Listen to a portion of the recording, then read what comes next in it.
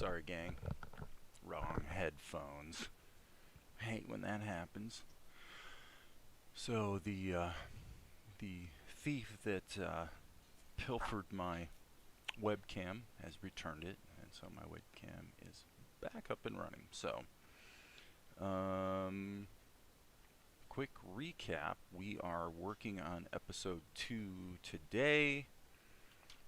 I will say very briefly that the last few live streams I've talked a fair amount about the live streaming, not live streaming, I'm sorry, crowdfunding plan, and I will be not talking about that too much today because we're seeing some ways that the budget needs to be massaged a little bit, and what I had to do is I've got to just find the sweet spot between what would this look like if I pretty much had to do it all myself, and what would this look like if I was able to expand the team, and so not only spread the workload but also accelerate the time frame. So, you know, those are questions that I don't have all the answers to quite yet. One of the things I'm doing this morning is really I'm wanting to really rigorously test my own workflow here to just, you know, because I don't actually sit here focused for 6 hours a day. I do have a life outside of this animation, but my time budgets are based on that. They're based on a 6 days, 6 hours per day work week. Okay, so it's not a super aggressive schedule in terms of the demands it might place on someone else. For me, it's, you know, it's obviously not particularly you know, abusive schedule. So anyway, long and the short of it is that for now we're gonna sit tight, test a few things about the workflow over probably the next couple weeks, and then kind of revise the plan. If it is kind of interesting that you find this with anything that's of a business nature, is whenever you think you've got your plan, immediately you see, you know, until you actually get into it, you can't see the ways that your plan will need to be revised or modified. And so it's just part of the process. It always has been, and I'm sure it always will be. What the heck have we got here? Some kind of region. I'm going to delete that region. We don't need that in there. And we've got a render region here.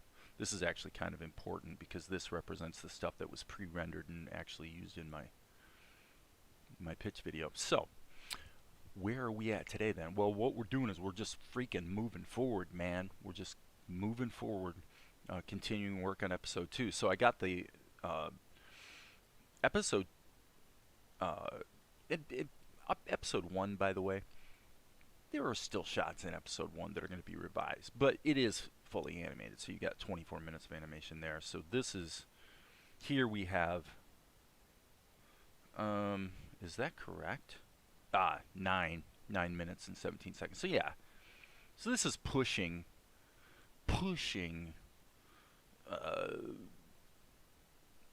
what, halfway done? Okay, so anyway, so we're blitzing through episode 2. That rhymes. Blitzing through episode 2. So we did this shot the other day,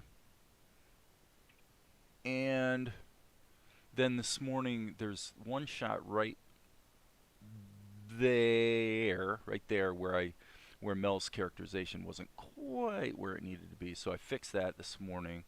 I started working at 6 a.m. and so basically now I'm 2.5 hours into it. I did this shot, so this involved a background painting, and then did the background painting in Krita, then brought the backgrounds and characters from other shots, and I suspect it's going to be a lot. I think it's going to probably accelerate the time frame, but at the same time, one of the things I'm really trying to think about is just that dogged focus. Not on speed, but on quality. Focus on, does it look good enough? Sometimes it can actually be encouraging to a bit of a dysfunctional degree to realize how much latitude you really have. I'm actually looking on the other screen right now. I'm looking for a shot that I saw in Avatar: The Last Airbender, and I really want to actually show this because it's not to necessarily give myself an excuse to do sloppy work, but if I can find it here within a minute or so, I'll go ahead and pop it up here. It's the episode where the King of Amashu episode where Aang goes, and I might get a strike here by showing this, but this is what I saw. Was it really cracked me up how right here you look at Aang's arm and you're going, really, dudes? That's what we're gonna do? And then what was the other thing when they showed his hand? Look at the anatomy on his hand. You know, and Val was kind of criticizing me for my sloppy hands, and I'm like I said, not making excuses, but really, guys? So it just goes to show that if it's fun and the storytelling is up to scratch, then you're gonna you're definitely that's the most important thing. So anyway, what's going on here with the live stream? It looks to me like 0 concurrent viewers several minutes in is really unusual. It makes me wonder if this is like a inadvertently unlisted live stream, and there's only one way to find out. If so, I'll try to amend that in real time, and I don't know if that's even possible, but and then I want to definitely get right back in. It says it's public, so apparently it's just simply that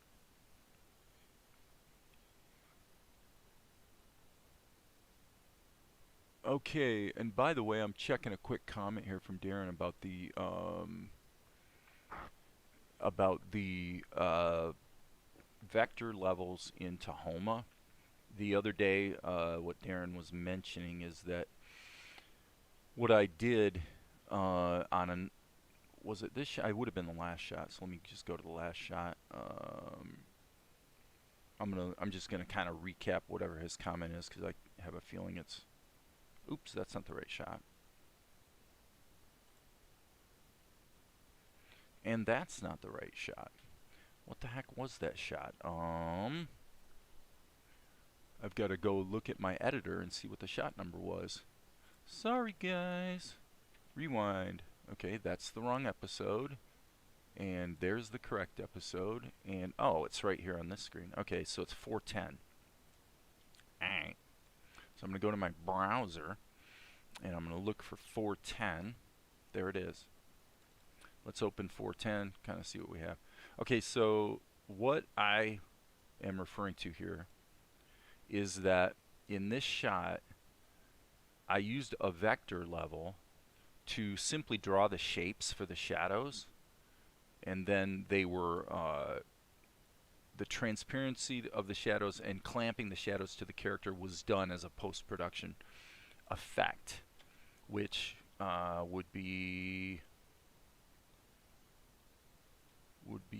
this, a multiply INO node with the clipping mask option set. Now that's set at 12%, which is the same level of opacity I use in Krita for shadows. So clipping mask, by the way, is on by default. So that means I can draw a crazy shape like this, and when it renders, the shape is actually clamped to the character that he's affecting the shadow. Color.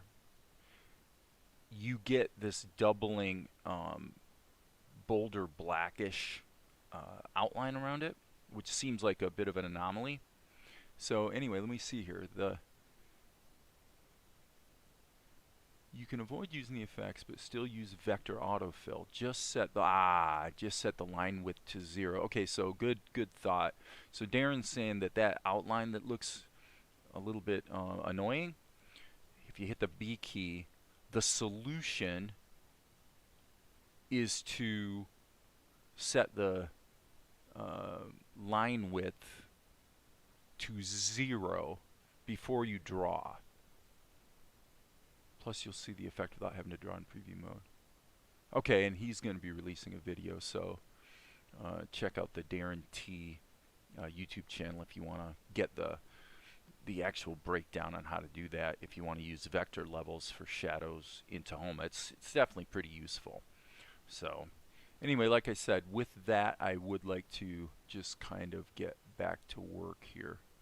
So hey Vari, I haven't seen you in a few days, but thanks for the comment and let me know things are in fact live. So I want to just get back to work, because again I'm really testing my workflow today. I want to challenge myself to be pretty disciplined. I really want to put in 6 hours today, and so with that, let's just get back to it. I already did this shot, so this involved doing the background painting and then the animation in Tahoma. Now this shot so far we're just doing in Krita.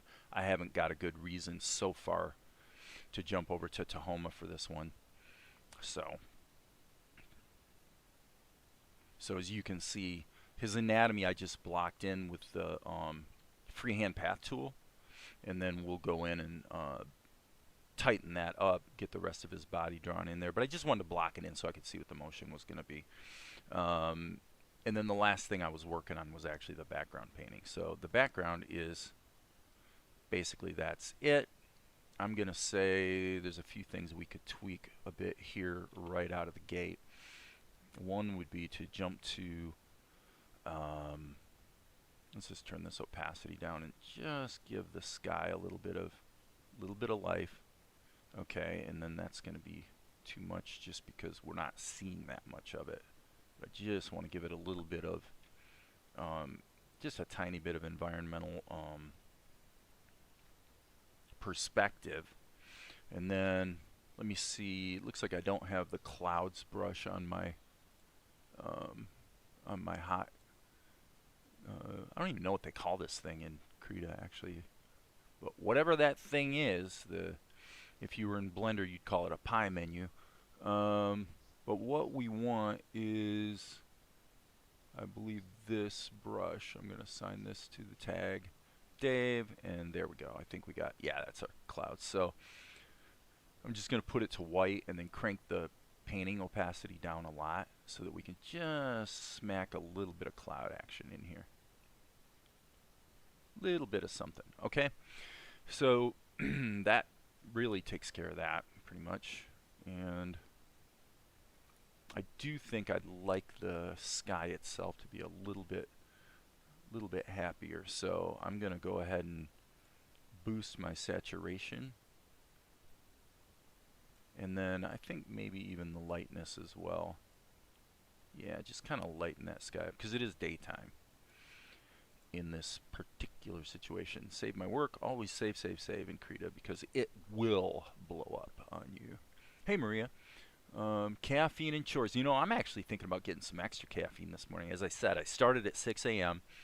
basically planning to work probably from 6 to 12. I want to work a fairly disciplined 6-hour day so that I can take, you know, I'm some of my crowdfunding related budget projections, which are designed to accommodate the idea that I might have to do it all 100% myself at one extreme, and at the other extreme I hire a team of as many as half dozen people for different roles. And I really want to, I don't want anything ever to be going on in my workflow that I haven't thoroughly tested myself. I have pretty well established that no matter what the heck I do, my average output becomes about 5 seconds per finished, or I should say 5 seconds of finished, ready to show programming, you know, finished animation, like this if it was all fully inked and completely done, like what you saw in the edit. I don't know why, but for me, I generate 5 seconds of that every hour, typically. And it's just the way it averages out. Some shots go much faster, some shots go much slower. But to do that, okay, so in other words, you do the math and you say I can do 30 seconds a day, which means I can do a show in 48 days if I work 6 hours a day. Okay. Well, yeah, you have done that, but does that mean you can consistently do it? Well, that's what we need to find out. That's something I want to find out. Because whatever standard I'm imposing on myself, ultimately I may be imposing that on someone else, right? And so I want to make sure I'm not asking for something unrealistic in terms of output, right? Because I know I do tend to be fast, and I also tend to be sloppy. You know, that's why the other component today is, hey Dave, wakey wakey, let's really be careful to make sure you're not chimping on quality. Because what happens is, um, you know, if I get in a hurry, I'm just going to wind up having to go back and redo the shots later anyway, and that's happened any number of times. So, you know, why be stupid is kind of the prevailing mindset here. So with that said, again, we're working on this background painting. Valerie objects to the fact that I put a lamp post in the shot. I put a lamppost in the shot because later when Monkey steals the bag that's in Mel's back pocket, he climbs up a lamppost and that's how he reaches down and blah blah blah. So she's like, Dave, in that time in history there were no lampposts, you know. I'm like, can we have a little latitude here? So I don't know. I don't know what the right answer is. I tend to err on the side of just have fun, and you know, it's my own world I'm creating anyway, so why can't we have lampposts in my little world? There are no rules, right? And if there were rules, why, rules are made to be broken. So yeah, so I'm just touching up the background painting here a bit. And so Blender Digs, hey Blender Digs, I assume you're like a Blender person? Mm-mm. Sorry, my bad. I read that wrong. It's Blender Digs. So Blender Digs might not be a Blender person. You'd think I'm a Blender person since my channel's called BlendedPlanet, as is my website. The whole reason it's called BlendedPlanet is because when I got the domain 20 years ago, I was really active in the Blender community, creating training videos and all kinds of stuff. Back in the day. Back in the day. So now what we need to do, let's take a look at the edit here. As you can see, there's basically this stone, there's this brickwork here and also here, but they basically laid stones into the wall is what they did. So we need to deal with that. So if we solo this layer, so anyway, Blender Digs, hello, welcome to the party. You're kind of new here. I haven't seen you before, so always want to welcome new people. So I'm hitting the G key, which is the freehand path tool, and I'm going to go ahead and put some of these rocks in the wall first of all, just randomly. It doesn't really matter. We don't need a zillion of them, just enough to suggest what's going on. And then what we'll do is, now we got to get some dimensionality into it. Now remember, this, we're inside the alley, so obviously this is going to be mostly in shadow, but pretty much the easiest way to go forward is to go with about a 10 to 20% opacity, again on the freehand path tool. And let's just go ahead and say, even here in the alley, there'd still be some sense of shadows on these rocks. So let's just overlay some shadow action.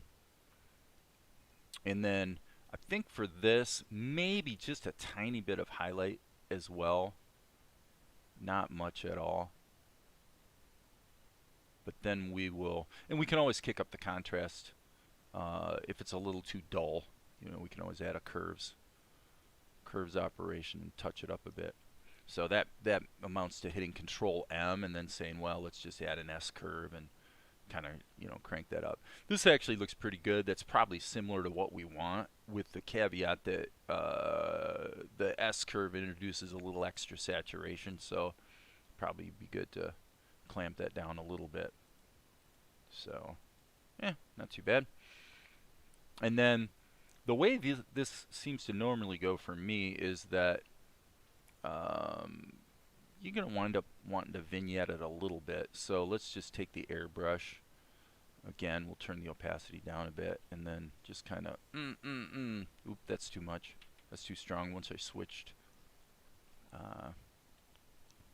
what did I do? Anyway, I lost my opacity setting. So now what I'm actually going to do is I'm going to hit the overlay, just add white. I'm going to turn it way down so I can just kiss a little bit of contrast back in there with saturation. That's kind of what overlay does for you, and tends to make your colors a little richer, yada yada yada. But as I said, he is in an alley. Now it seems to me, yeah, it seems to me these bricks did have a little bit of texture to, you know, it doesn't take much to kind of make it pop a little bit. All right, and then I'm going to grab that color, hit the B key. Actually, what I think I'll do is, yeah, so this is pretty stringent perspective. So if we're going to do this, we want to probably figure our vanishing points somewhere in there. So with that in mind, this is going to be something like that.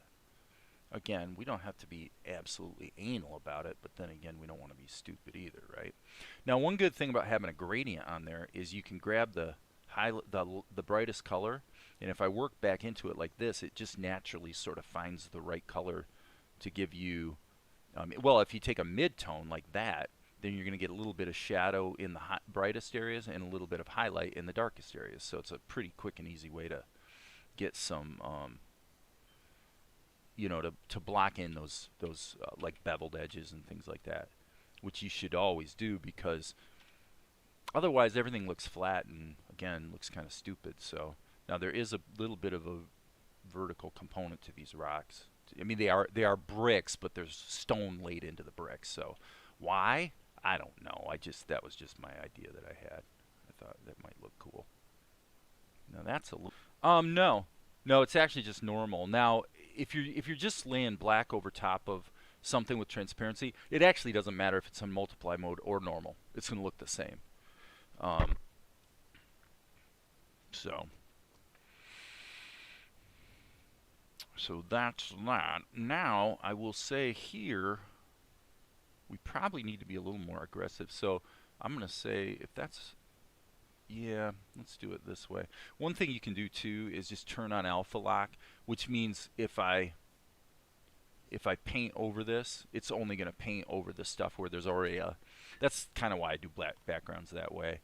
It allows me to just lay in an area of whatever the local color of the thing is, and then just go ahead and touch it up. Now, before I do that, though, I do want to go over to this and go about 1/3 brighter.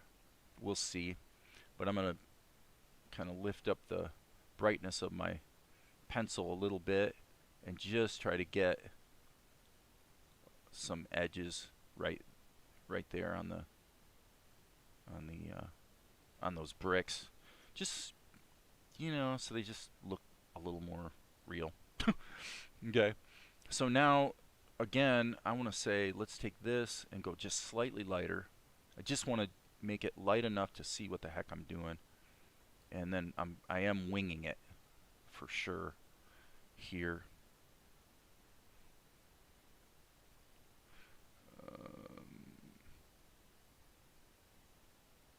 I mean, let me just think about this for a second, because in truth, this is a little bit stupid now that I'm thinking about it. It's what happens when you draw on the basis of what in your mind and your gut kind of makes sense, and then you begin, okay, let me explain that better. Okay, my gut is I'm seeing the camera tilted a little bit, so I basically drew it that way, but the rest of the background, it isn't that way. And it makes sense to a degree, because if you go back to the edit here, what you see is, again, basically the camera's tilted. It's a more dramatic shot. Well, that's a little problematic if the background isn't likewise tilted. So in this case, the easiest solution to the problem I am sort of waking up to here would be probably to take this whole group and just slant it and maybe grow it a little bit. Let's just see how that feels. You know, not horrible actually. I'm gonna stick with that for the moment. I can always change my mind later, but okay, so let's get back to these guys then. Um, so and back to your shadow question, Varia. If you um normally, I mean most like transparent overlays I usually do in normal mode, but if I'm not in normal mode, I'm going to be in overlay mode because that's just going to kick up the saturation too, which you know, it's, and I should call this bricks or something so I know what the heck I'm doing here. Okay, so that's alpha locked, so now we should be able to I'm going to let that down a little bit more. That I don't like. Let me rotate this. Okay, that should be okay, I think. You know, we're bending the physics a little bit here for the sake of what's gonna look cool, right? You can do that. It's not like a rule or something, but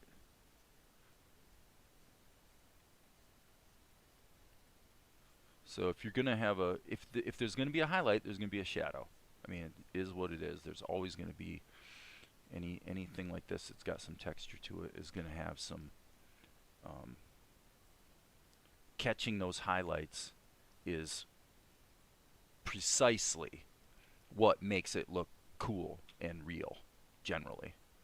And it takes so little of it, it's just hilarious, but it's really important. All right, so if we're going to do that, we're going to say there's our base color, so let's go a little darker and get those shadows in there.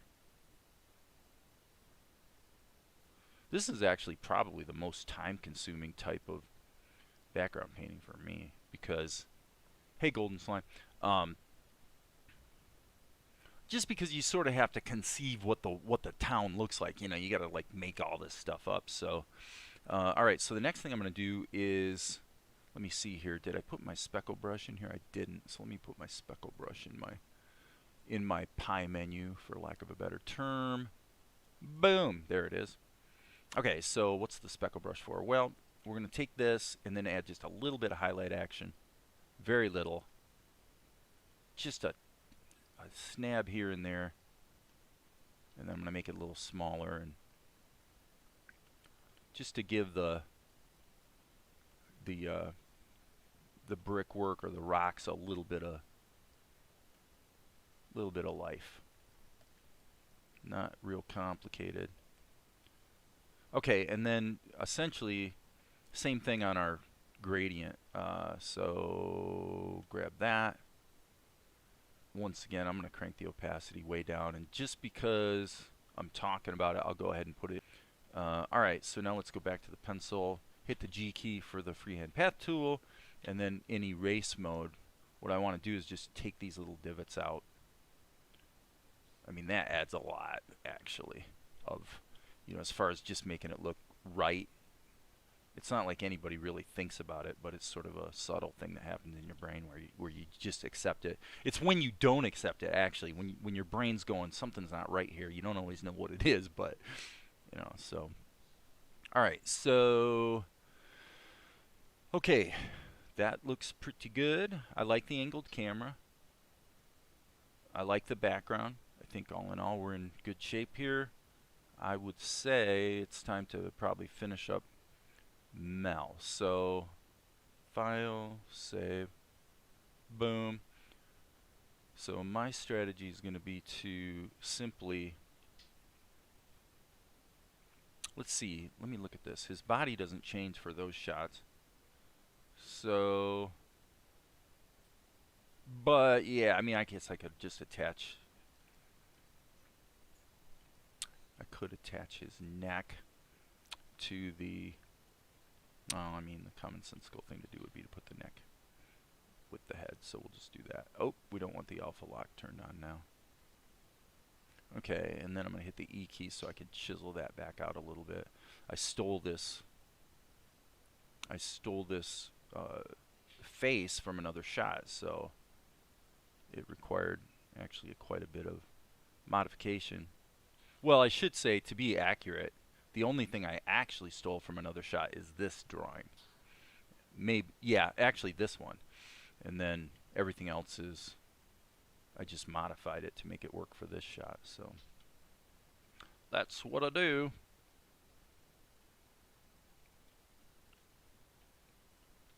Okay, so there's that. Okay, that's a little bit risky behavior. You can never draw the same shape twice. You just can't. So this is where you have to make a judgment call. If it's not gonna, if the chatter from having slight variations in the drawing is gonna be a problem, then you just put it on another layer, and then that overlays over top of everything. So do you do it this way or do you do it that way? It depends. It just depends on the situation at hand. Okay, so now what I can do is grab the shadow color and then go into Shift Alt Q, which is behind mode, and that way when I just draw a loop around this, it's going to fill in that shadow color for me. Yeah, it's working.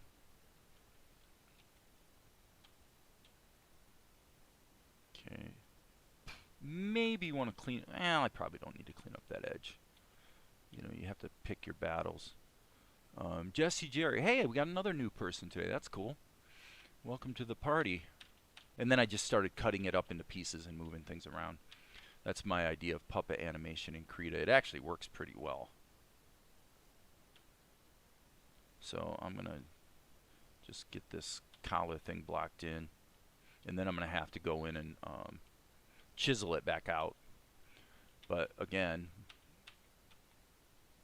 okay, right there, I'm going to say let's go like this. And let's start to expand his body out from there. A little bit. Okay, here. Maybe just a hint, I guess. Yeah, probably. Okay.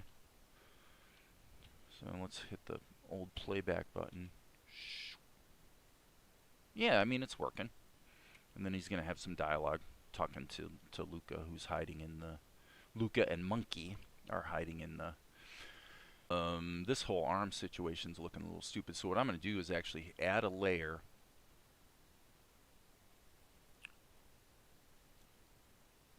Let's get the anatomy kind of pounded into shape here a little bit. Probably we should tweak that as well. Okay. Okay, so what just happened? That's now on another layer. So therefore, I can hit Control Insert and add an animation keyframe, and now I can judiciously move that layer. And sometimes this works and sometimes it doesn't, but basically just move this layer around to track the track his arm movement, just so that you know, you can keep a consistent look on the anatomy there. So do and down it goes. So hey, by the way, progress, woo. Thanks, Varia. I'm making a lot of progress. Like I said, I said a lot about the crowdfund campaign last week, but you know, as I'm looking at the budget and the plan, I really am wanting to test some things about the workflow to make sure I'm going to be, if I'm going to make a promise, I want to keep it. Let's put it that way. Okay, so I have a question for Blunder Digs, Jesse Jerry, and Jesse Jerry. By the way, I noticed Golden Slime, you changed your icon. So my question for Blunder Digs and Jesse Jerry is, how did you hear about my channel? Like, what did you search on or whatever? I'm curious about that. How you became aware of my awesome YouTube channel. Okay, so and um, then we'll bake it down. So this layer can just be, I'll hit Control E, and it's just going to merge it down with the other layer. It's just, I just use that as a temporary fix-up layer, right? Okay. So basically Mel's body and his head are two separate pieces in this case. So on the body, I would say, let's hit the liquify tool here, and let's just tamp that down a little bit.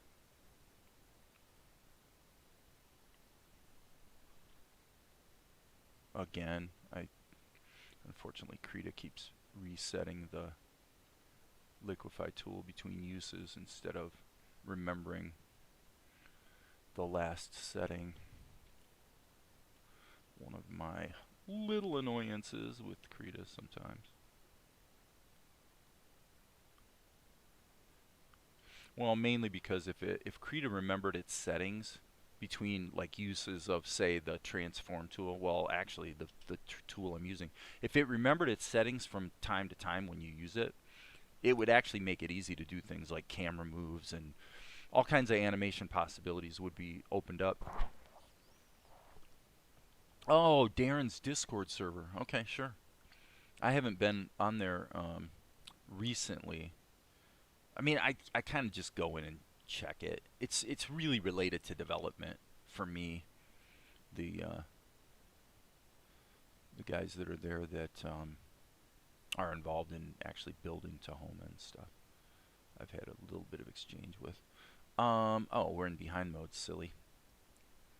That would explain a lot. All right, so now we're doing our ink essentially in reverse to the normal expected manner. Again, just depends on the situation.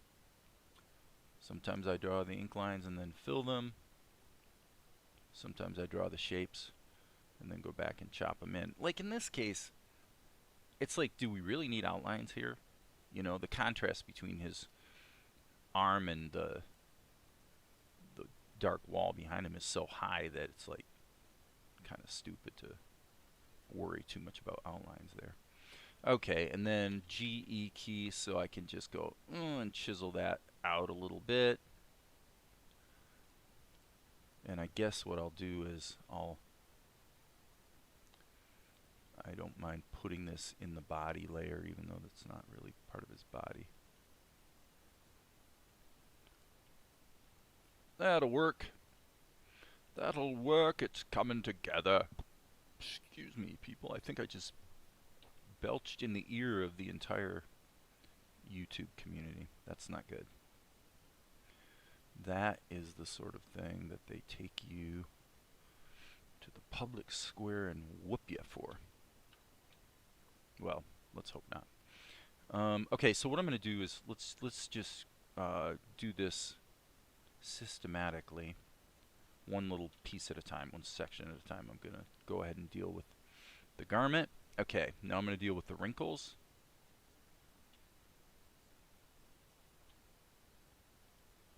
Okay. Okay, now I'm going to deal with the, I'm going to hit the Q key, which I've got mapped to the stabilizer. So I can just go ahead and tighten that line up. Whew. This is one of those moments where my finely tuned instincts are saying, Dave, you might want to hit the old Control S and save your work. Yeah. Because Krita and Tahoma will crash at the most inopportune moments. And they really do. But, hey, you know what? Commercial software has its issues too. And so you want to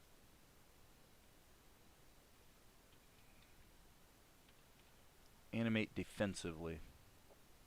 Save your work frequently. Okay. I think we're in okay shape here. You can see, I mean, we're really zoomed in. You can see some of the little flaws, and as I kind of alluded, sometimes they matter, sometimes they don't. It just depends. The scale matters a lot. The shot I did the other day, which came out pretty well, you know, the character was so small. It was a wide shot, you know, so the character was so small that you couldn't see any of the details. He looked like a 1980s video game character, you know.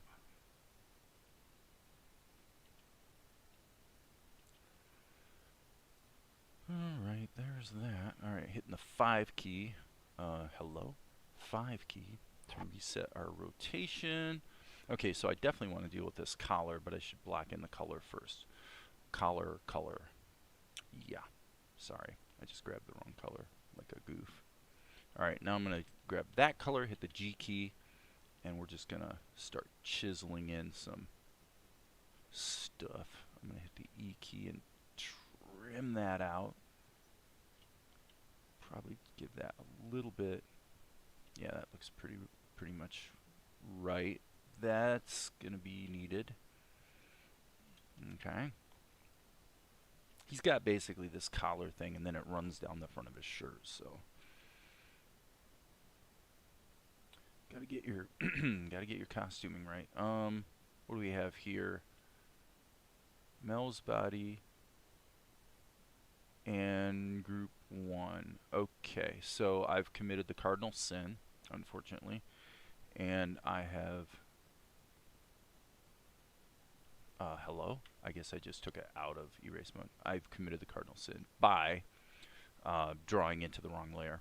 I've done it 100 trillion times. If you guys have been here for any length of time, you've seen me do it. But in this case, frankly, the solution is to just go Control E and merge the group, because there's really no reason to keep the body and the head separate anymore. So there we go. Alright, so there's our kind of typical outline color, and I need to hit the B key, not the G key. So this is where I was going in the first place. Okay, so yeah, I mean, I guess when I did those other outlines, I was kind of leveraging the blue color, so it would probably be, to use proper English, it would be more better to have a slight blue tint to the outlines instead of red. Okay, now I'm going to make my brush just a little bit fatter, by the way. Just a little bit fatter.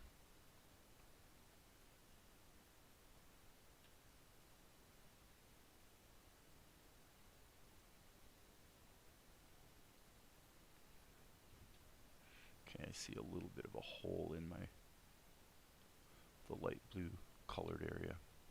So we will attend to that in due course. And here, yeah.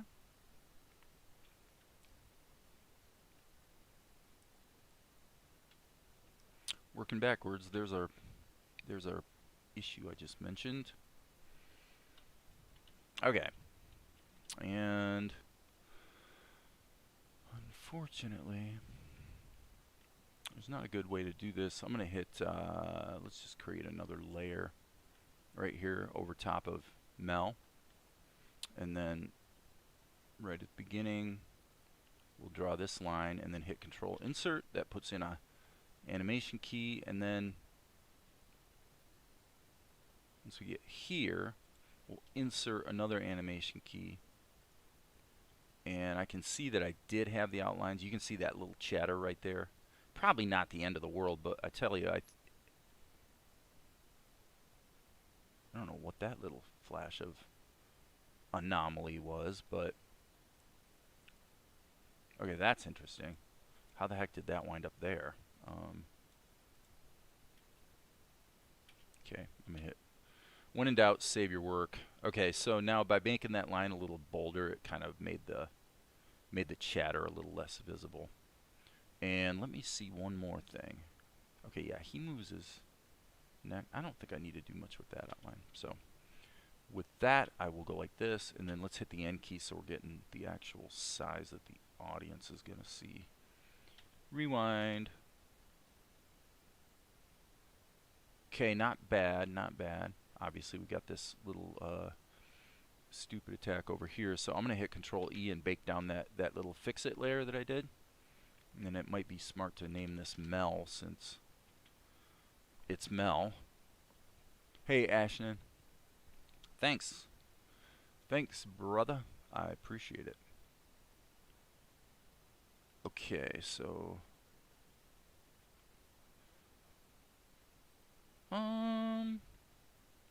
okay. Yeah, here in the Mel layer I can see a little bit of a need for that. I can definitely see an issue over here. And I think we're probably, let's do some shadows, man. Alright, Control G. Let's add a shadow layer. Just make it black. G key, freehand path tool. Okay, let's go back here. So yeah, that was a boo-boo. I make boo-boos from time to time, but we can just go like that. Alpha lock it and then turn it down to the usual 12% or so. I would say this whole arm should be in shadow, frankly. Come on, he's behind this. He's in a dark alley, right? So let's go ahead and smack those shadows in there, maybe a little bit there on his shirt. And then we'll insert an animation key and then just basically see how far we have to go. Like right there, we don't really need to. I mean, we could probably add just a little thing right there so that there's a little bit of a change. Boom. Okay. There, I'm thinking I'm just going to draw over the key I've already got because then essentially it serves as a guide for the one going forward. Boom. Okay, this one's going to have to be a little different.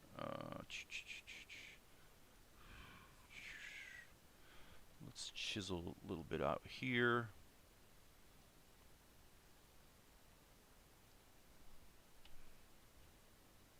And boom, that should be the final key. Don't want to be in erase mode. I'm deliberately, I mean, basically the shadows are baked into his face from the shot that I stole his face from. So there's no need to fiddle with shadows on his face. Chisel out, chisel, chisel, chisel.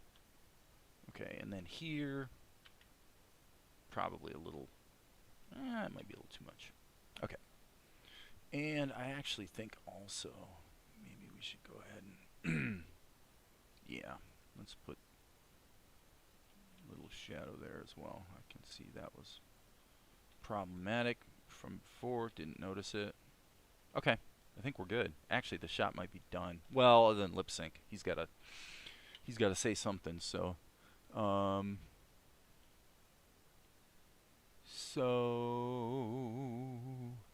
I'm watching the new series of Pokemon today. That's cool. Sword and Shield. Yep. Isn't Sword and Shield the game? Okay. It's always fun when everybody's having a conversation of their own, so to speak. I think that's pretty cool. Glad you're choosing to have your conversation here on my YouTube channel. I never was a huge Pokemon fan myself. When my older son was young, he watched some Pokemon. Pokemon and Digimon, actually. Digimon, Digimon. I don't remember. There was a song. Okay, now actually, I am going to go ahead and add one shadow element right there. I blew it. I'm going to add a shadow. I think, yes, I am. Just right there.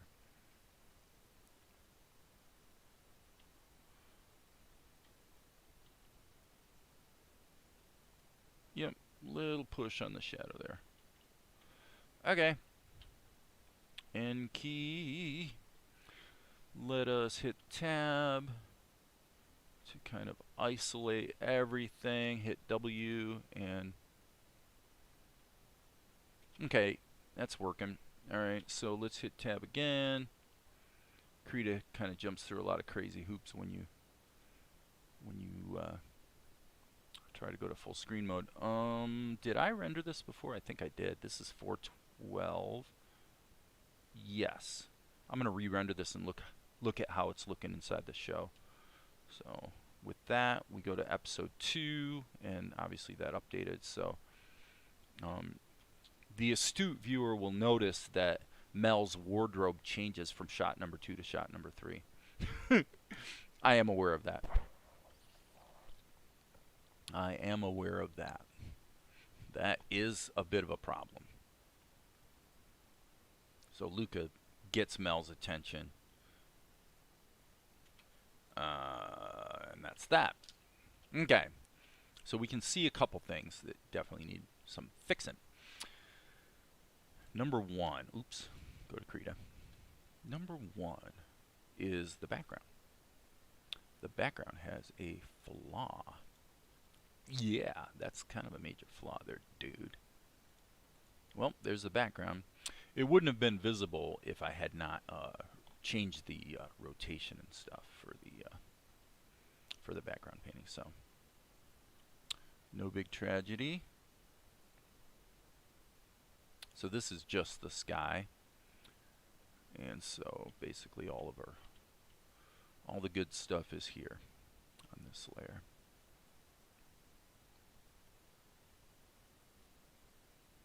Yeah, it wasn't like Digimon, Digital Monsters, something or other. Something like that. Need to turn off this stupid, stabilizer. We don't want a stabilizer right now. No, we do not. I do not want to destabilize. Or actually, I do want to destabilize. I don't want to stabilize. Okay, you would think this would have some windows, but no. You don't need windows if you're covered up by a character. Yeah. Okay. Yeah, I mean, basically things are working. One question one might ask is, should we be kicking up the gradient vibe on the buildings? And I'm gonna say let's alpha lock these guys, and then go like this, and like this, and go like that, and that's in overlay mode. Seems too dark to be in overlay mode. But anyway, now we're gonna just ease that in and watch how it. See that? So stupid. I mean, it's not stupid, but it's really crazy how just a little gradient here and there can really make a shot pop. I want to do the same thing with Mel, actually. That's been something that's been quite helpful in recent days. So, same principle. Basically, you're saying, all right, let's just kind of go like that, right? Then we alpha lock it to our character. If we go into overlay mode, what it does is it kicks up the saturation in those dark areas, and that's all I wanted to do. Just give it a little bit of life. Like that. Pretty cheap, pretty easy way to increase production value, and frankly, it's why they do it in anime all the time. You know, there's gradients are all over the place. There's good reason for it. Okay, Sky has a little bit of a similar issue, so I'm kind of missing the little bit of a color boost or variation. Look at that. That's nice. I like that. Okay, now, what about a shadow here, Jack? Well, if we're going to do a shadow, we're going to do a shadow on the building. That's not the building. This is the midground. This really isn't the background. It's the midground. So I'm going to hit Control G and put that guy in a group as well. Let's hit save. Always save your work, especially after doing anything with layers. In Krita 4 version series, I've found that it's usually layer operations that cause a crash. So I'm going to hit the insert key. I don't think that worked. I think I need to have it selected here. So I've inserted an animation key. Why did I do that? Well, I did that because now I'm going to grab my pencil. I'm going to hit the G key so that I'm in freehand path tool. And then what I'm going to do is I'm just going to go like this, like that. Okay, and then I'm going to just dial that down, something like that. Okay? And then right here, all we need to do, I think, would be to, let's liquefy this. Let's just liquefy it. We'll just move it down a little bit, just like that. Same situation again. We're just going to track this down. Doesn't, you know, you can be a little sloppy about it. And then it's going to be gone on the next, you know, on the next frame. So, file, save. Save early, save often. Golden Slime says, I'm a very good drawer. Thank you. I appreciate that. I've always been a good drawer. I was always the kid in school who was like the best artist in class kind of thing. But honestly, until I started doing this animation stuff, like, for one thing, I couldn't draw women to save my life. I was horrible at drawing girls. What do we want here? That's the overlay. So where are our shadows? It looks like this is our shadows. Okay, yeah. This should be named SHD. Boom. There we go. There we go. Now that is looking like a heck of a good shot, I must say. A little bit of gradient action. I'll tell you what would really put it over the top. I'm getting enthused about this shot now. What would put it over the top would actually be a little bit of a highlight layer on his hair. So I'm going to alpha lock this as well. And probably, I think, let's go hit the B key. I think what we'll do is we'll use this sort of pencil cluster. Okay. And I just want to basically go like that. Okay. I'm going to go like that. We'll come back to this as far as touching it up and dialing it in. So the color is wrong at this point. It's too bright, in other words. But now that, frankly, it wouldn't move much. I mean, the honest truth of the matter is that it would not move much at all, because shadows and highlights don't move with you. They slide over you, is what they do. So from that standpoint, all we need to do is just kind of get it touched up like that, and we'll call this rim light. Now we'll dial it in. Basically, I'm going to say, once I can see his hair well in front of the building that's behind it, that's when I know that the shot is okay. Now I'm going to go in and just, I'm going to kind of pull a little bit back out so it has a little bit of the curvature of his hairline, so to speak. But yeah, I mean, I think that's about it. That looks pretty good. So those rim lights can really add a lot. They really can. Rim lights and gradients, you know, with your backgrounds, you know, the highlights and shadows, anywhere that anything has an edge or a turn or a bump, you got to think, okay, what's the shadow? What's the highlight? And normally it's just going to be a slightly lighter and a slightly darker version of the local color. And as long as you get it in there, you can always kick up the contrast, right? So here's the midground. If I wanted to hit Control M, I could actually just tighten that up until it really is sitting nice against Mel, you know. And now I'm feeling a little bit too much saturation there, so I'm going to pull a little saturation out. But then I'll just hit turn preview off and on and go, okay, does it look better or does it look worse? It looks better as far as I'm concerned, so we're going to leave it in there. File, save. So now we need to deal with Mel's dialogue. Okay, holy cow, what's up with you guys? We got 3 messages in a row retracted. Ashnan has 2 retracted messages. Are you guys like cussing me out in the chat and then changing your mind or something? What's going on? All right, so now we need to deal with lip sync. So, what is this group? Okay, so this group is background. This group, I believe, is midground.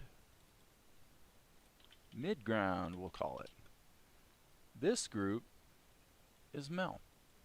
So I have quite a lot more groups than I usually do, frankly. So what I'm seeing here with Mel is once he gets around to here, we probably need to solo this layer and just erase his mouth, actually. Just erase his mouth. Okay, and then now we'll add a mouth layer. M-O-U-T-H. So I need to... Hey, you all. Welcome back. Reading up on why Krita freezes, it's sometimes RAM. Yeah, I mean, I'm not hurting for RAM. I've got 32 gigabytes of RAM. This is a 12 core, 12 CPUs, 32 gig of RAM. Pretty loaded machine, actually. I had one of my clients build it for me. Now it is aging. It's about 8 years old. I had to get a machine made to the right specs back then. That was quite a while ago. Okay, so on the mouth layer, step 1 will be to insert a key and then insert a key here. And by the way, on the Mel layer, one thing I am seeing, yeah, this is a boo-boo. So we'll get rid of the boo-boo. Now we go to the mouth layer. Let's put in, or let's grab the freehand path tool. And I need to look at my script. Okay, so he just says, oh. Is that in the mouth layer? I think it is. Okay, yeah, so he's going to say, oh.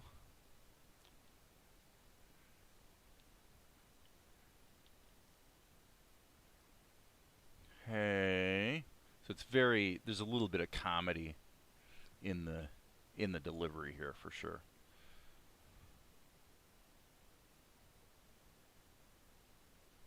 And then this is going to be anime style. It's going to be open, more open, closed, and then we're going to repeat that. Let's see if that looks right. Let's hit save, and then I want to ramp down the opacity of the mouth layer like that. Okay, so he should say nothing much. Nothing much. Nothing much. Okay, yeah, so this could come back one notch. Nothing much. There you go. Alright, I actually, oh, sorry, didn't mean to do that. Not a bad idea, though, to flip your scene around. Let's do it. Let's play it that way. Okay, yeah, we need an eye blink. That's all. We just need an eye blink. So let's go.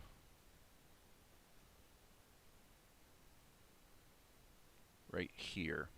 Okay, so let's go to the Mel layer, and then right here, what we're going to do is we're going to solo this, like so, which for me is the tilde key, and then I'm going to go. Do we want to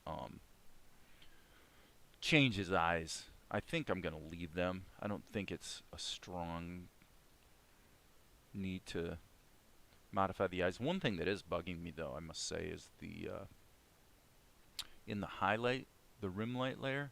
I don't like its soft edge. Actually, that's starting to bug me. I think I'm going to go here, hit the G key in erase mode, and I think what I want to do is just tighten that edge up.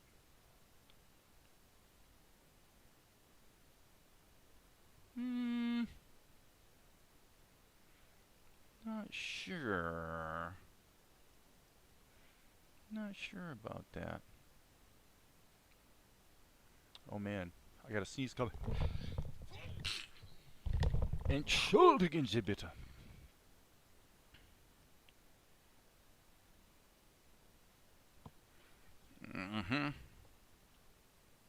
Yeah, I do like the hard edge better there. Well, you sort of see these things every once in a while, and you gotta nab them when you see them. Otherwise, otherwise you'll be crying like a baby. Okay, Mel, what were we doing before I caught that little room for improvement? I don't even remember. Oh, eye blink. Yeah, I mean,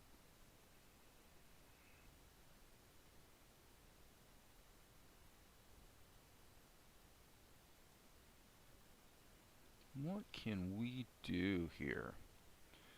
Well, I'm gonna play around just a bit. G key. Let's see. Aha! Just as I feared.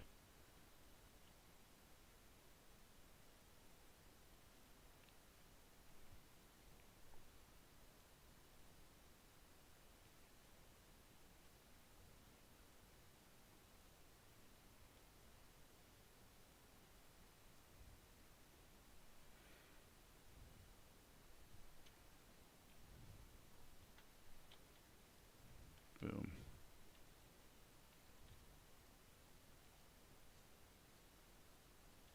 Do that. I almost hate to have to do it, but I have to do it. So now we're gonna do some liquefy on a couple frames here. And obviously the liquefy tool is like massive.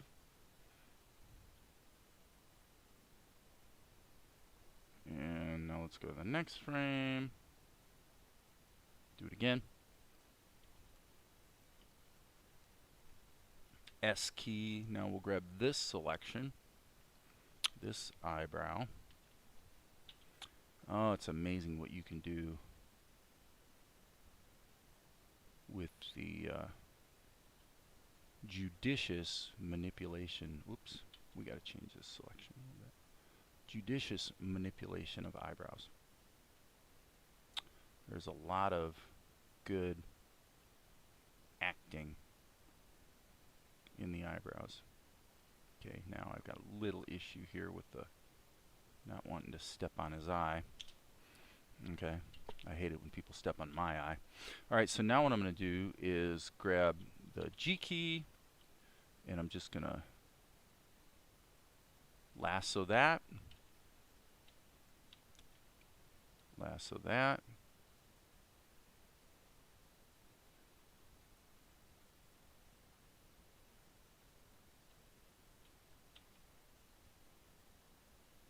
So the cool thing with the liquefy tool is if you have a selection, it basically protects everything else from getting squished around when you didn't want it to. Okay. Okay, now there's a hiccup. Okay, that hiccup just snuck into my eye blink. So, G key. That was what I wanted to do. Okay, so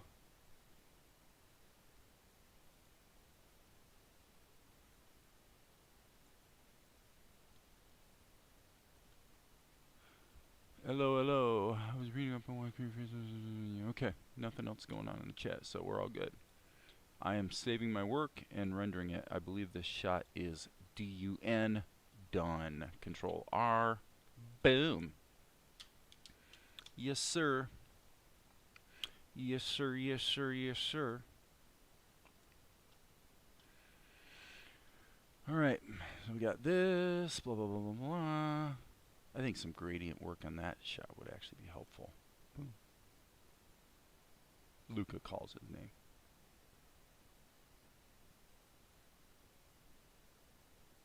I gotta tell you guys, it's looking pretty good.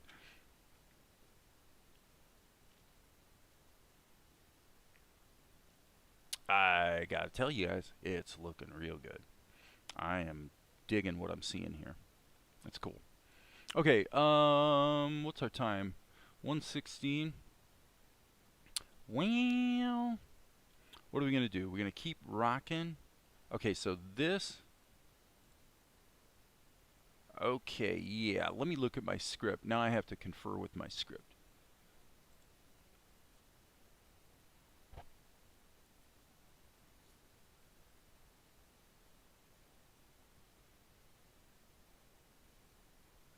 Lucas shrugs off Mel's odd behavior. Mel carefully peeks around the corner he had just ducked into. The purse glimmers and catches Monkey's eye. Okay, now this is interesting. Yep, we're going to do it.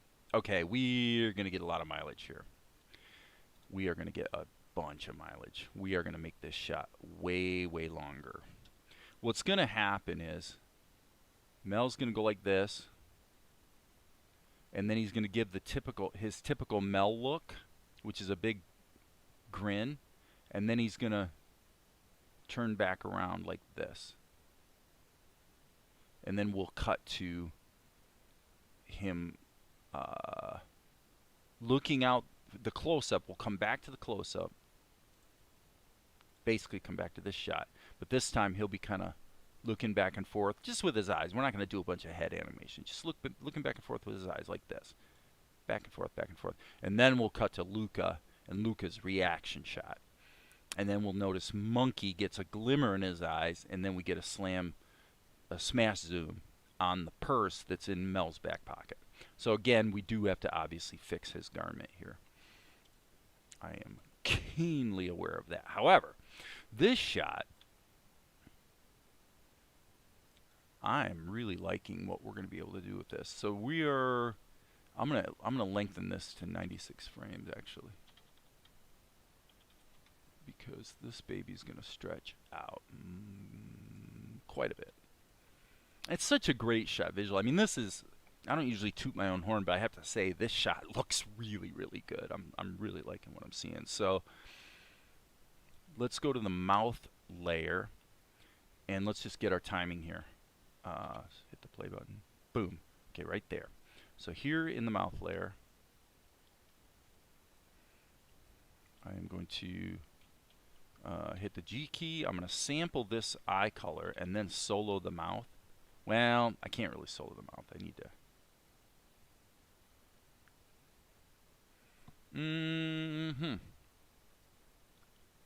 That's not really bright enough. I think for his teeth.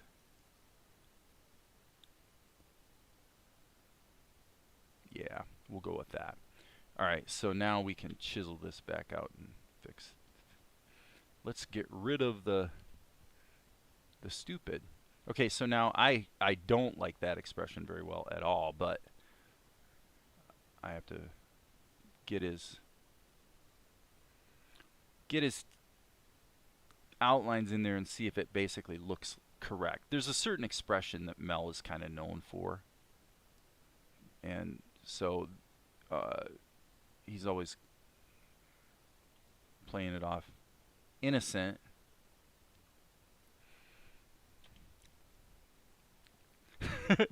Okay, not bad, not bad. I can see where an expression like this, though, could actually make you dislike the character a bit, so there's a little bit of a slippery slope there. Okay, so I'm actually going to have him give the grin, and then immediately he's going to start turning around again. So therefore, here in the Mel layer, right here, we need to do the eye situation. So I think that for me, the easiest way to do this would be to grab my outline color with the G key and just go like this. and then solo it and then chisel it back out, because it's a very cartoony, it's one of those sort of what I call anime idioms that has become something that you see Mel do whenever he's uncomfortable. Actually, that's basically his way of coping with being a little uncomfortable, is to give this innocent grin. It's just what he does. When I wrote the character, I did not have that in mind at all. It's just that I think what sealed it for me was when I did the show intro, which is on the YouTube channel here. I posted it last week. It's like a 1-minute introduction to the show with the music and everything. And when it made sense for him to do it as a toddler, as a baby, I was like, yeah, this is his thing. This is his little thing he does. So, whatever. Boom. Okay. Little bit of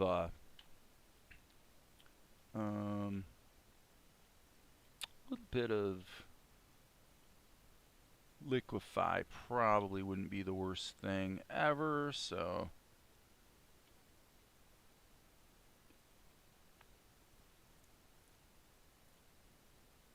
cool.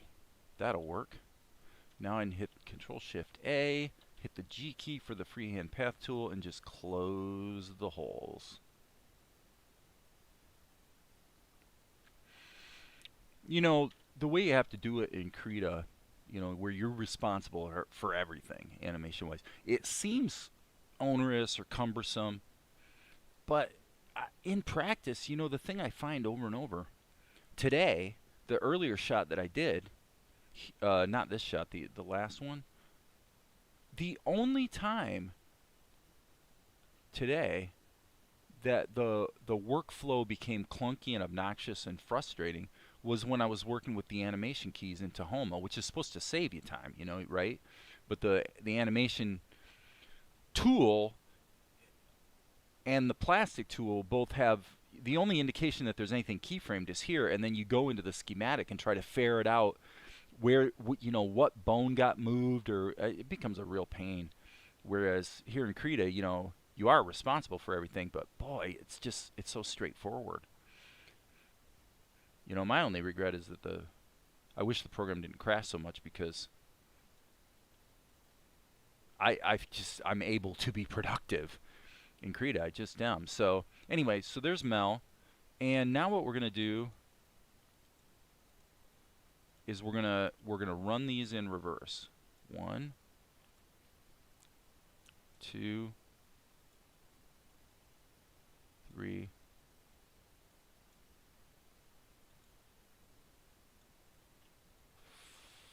4. I believe that's what I want. Yeah. And then right here on the mouth layer, we'll just insert a blank keyframe, because there's mouths baked into the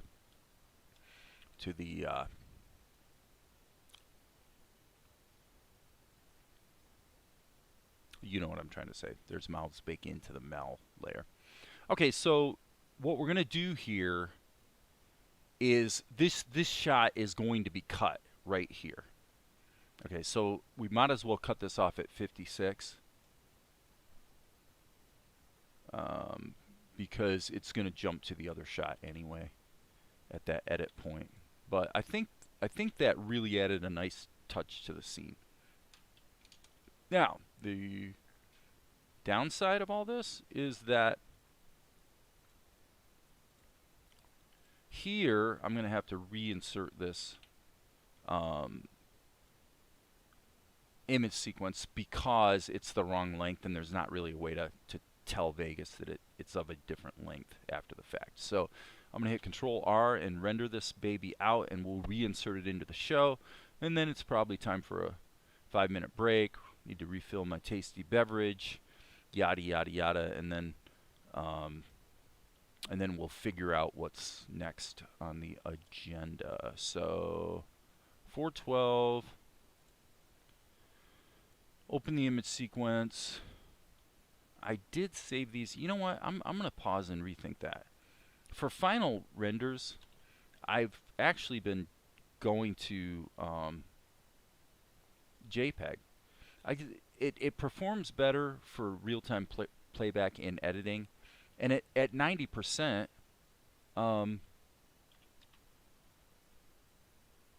the image quality is, I mean, it's, the compression is not perceptible. You know, it's not perceptible at all. So anyway, what I'm going to do is I'm going to go to the folder for this shot, which is 412, waiting for my image viewer to refresh. 412. And what I'm going to do is I'm going into the rendered folder and actually deleting the pings that are in there. There's no reason to have them in there. So now we're going to re-render as JPEGs.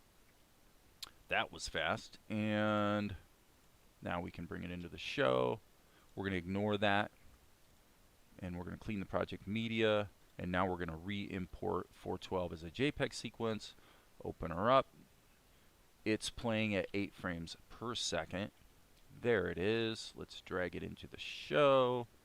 And let's turn off the resampling. Alright. So he pops out.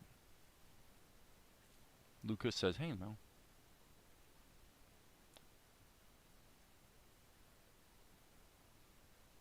Ooh, what is that? Oh, I guess that was a Vegas thing, not a JPEG thing. But I gotta say, that is one smoking looking shot. The only thing that's bugging me is when he comes back around here, I see what the problem is. I made a stupid mistake, but that's okay. That's not a big deal. That's easy to fix. Okay, so here we need to go to this shadow. I believe this shadow. Yeah. And then this shadow. Yes. That's it. We're done with this shot.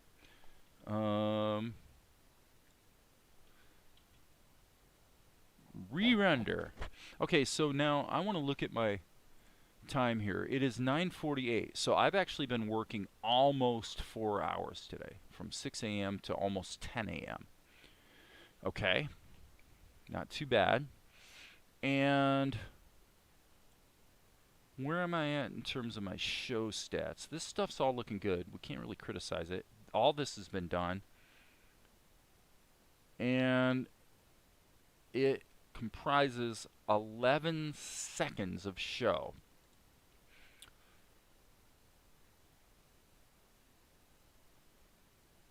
Not great.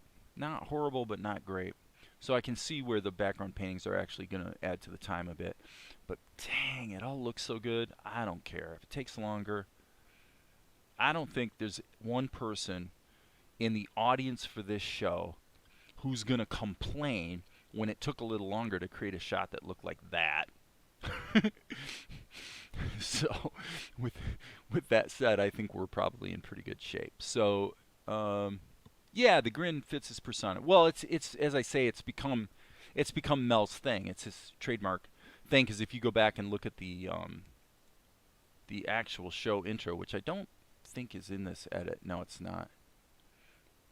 But if you go and look at the show intro, as a baby, he makes that same grin. So yeah, I just sort of made the decision to make that a thing. And I love the way he turns around. So what's going to happen here is actually going to be, it's going to look about like this. That's pretty much what's going to happen. But I'm going to modify this shot. And so I'm tightening up the edit point here, because once he gets to there, we really need to cut away. So it's going to be like that. And that's pretty much what we're going to have. And frankly, I would say, yeah, we can continue on from here. And we just have to modify his eyes. Let me think about what the timing of that's going to be. So it's going to be boop, look, look, and then bow, pow back to Lucas. So that means, just in terms of logging my time here, yeah, I'm going to be at 15 seconds of show. So this is what I've found. Doing 15 seconds of complete finished show per day is easy. Doing 30 seconds is hard. It's doable, but what happens is if we're into, like this shot is all action, right? If we get into a shot where, like we had, well, we might have it here. Yeah, actually. We get into a sequence like this where it's mostly dialogue and we're reusing the same shots, and here we're getting through 30 seconds of show or something where you're really only creating the shot one time and just changing the lip sync for the dialogue and a little bit of expression maybe with the plastic tool. But so you find things speed up quite a bit on scenes like this, and they slow down quite a bit on scenes that have a lot of action. So it just is what it is. So, but anyway, I think with that, so Golden Slime says this is the bad to be an animator. I don't know what you mean. What is the bad? I suppose the only other thing I maybe want to modify here would be I do feel like the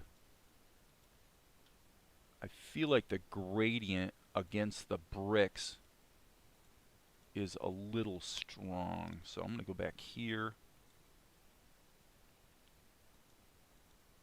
Oh, that's the shadow. So I actually I baked that in, unfortunately. So I might be able to fix it though. Obviously, if we do a reverse S curve, we're going to kick down the contrast. Okay, so you can see. So what I'm trying to do here is essentially lift the lows a bit. And yeah, I mean, I would say in this case, that's interesting. I don't think it's the right look. I don't think I like it, but it is kind of interesting. Pushing down the, maybe pushing the saturation down just a bit. I'm going to add that as a filter mask. So what that does is it takes the curves that I just added, but adds them as another layer that you can then turn off and on. And not only can you turn them off and on, by the way, but you also can go in and change the parameters at any time. Now, that's not animatable for those of you that were about to ask that question. But I would say, I think lifting the bottom was a win. No, I just screwed it up. I just made a modification without it turned on like a bonehead. So just looking for the spot where it feels about right.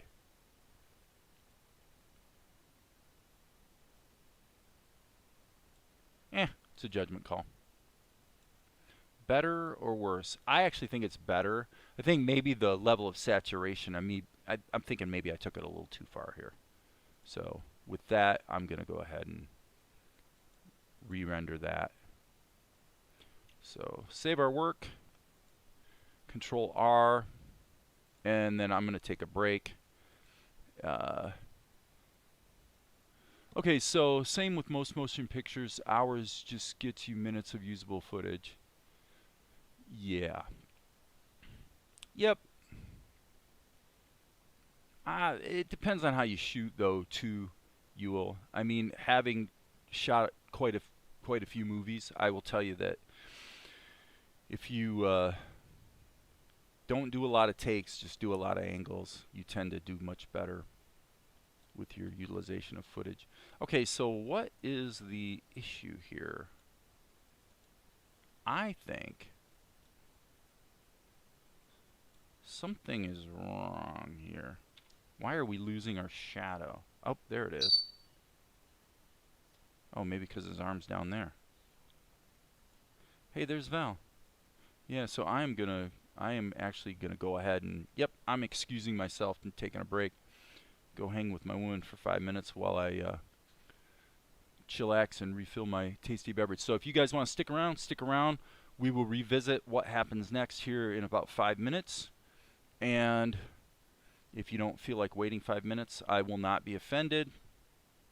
I'm going to let this shot just loop while I'm taking a 5-minute break. All right, back in 5.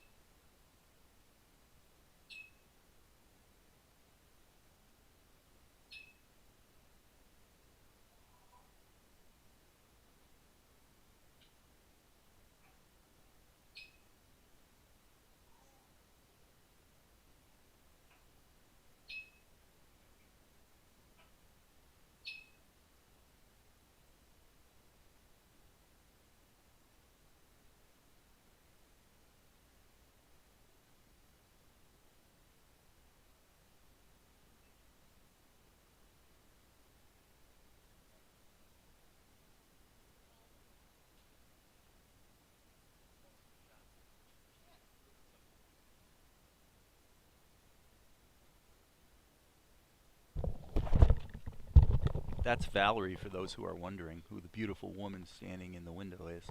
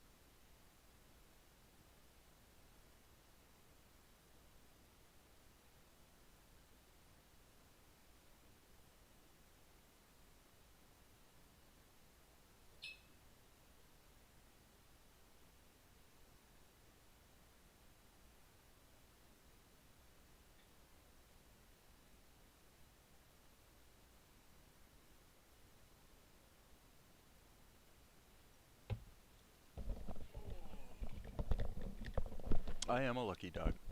Um, I am a lucky dog. Valerie, this is actually quintessential Valerie.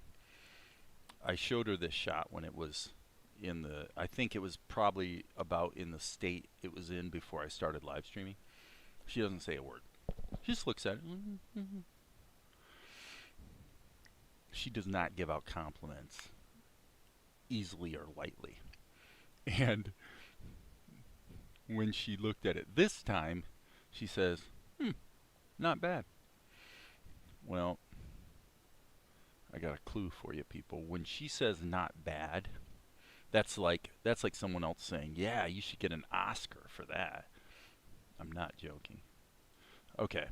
Yeah, not bad from Valerie is like a really big compliment. Okay. That's the rim light. I just kind of realized that this needs to be done as well. I think that's probably okay. The thing that's missing is the shadow. So again, always hit Control S. Save, save, save. Okay, so here's what I want. I want this shadow. There it is. So what's going wrong here? It's not cached, so let me...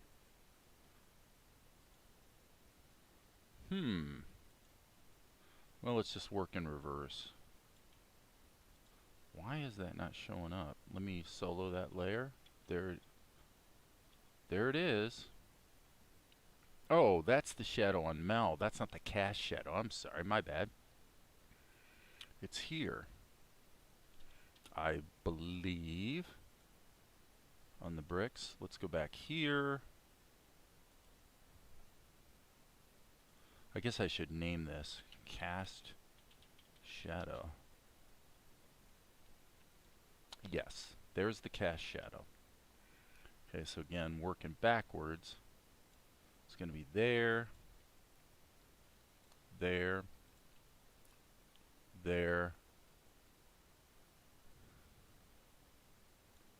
I think I got this maybe wrong. Seems to me there's... Oh, thought there was one missing, but there's not. So what we should do is just pop that up there. Yeah, and we'll put that there. Okay, we'll go ahead and recut that into the show, and then we'll go back and add the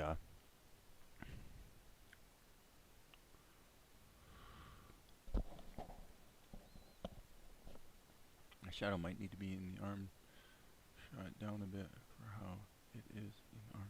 Right. I just had to get the right keyframes. Let's look at it here. Boom, pop, ba da ba ba da ba da. Zoom. Yeah, that's fine. Okay. Got a few things to do.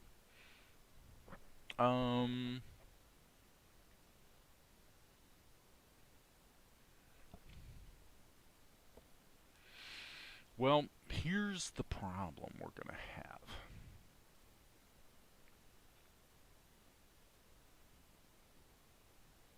The problem that we're going to have is that it's kind of hard to explain, actually. If you're in Tahoma, okay, so this is an image sequence that's on the hard drive. It's not a smart raster level in Tahoma. And these drawings are used in another shot. So if I modify them, it's going to break the other shot. It's going to ruin the other shot. I can add to them. I can add images to the end of the sequence. And frankly, in this case, there are actually 4 blank images at the end of it. So there's plenty of room to do so.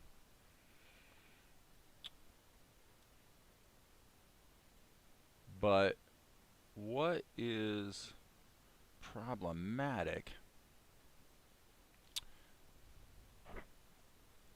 is his garment. So we have 2 choices. We can try to fix it in Tahoma, or we can actually retreat back to Krita. for me, when let's save this. Hello? Why is Krita not saving it as a... Okay, there's the sketch. Okay, so what I'm going to do is I'm going to just deliberately draw something on the sketch layer so that when I save it, I can make sure Krita's doing what we want. We want to save it as a Krita file. Okay, so this is 411. We can take this out. Frankly, the best solution here, and by the way, we can get rid of that, is probably going to be to actually, if you can believe this, to redo the Tahoma shot in Krita, because we're going to have to go forward. I think on the next shot, we're going to have to modify his garment, and what I want to do going forward requires new drawings, so it's just going to be less problematic.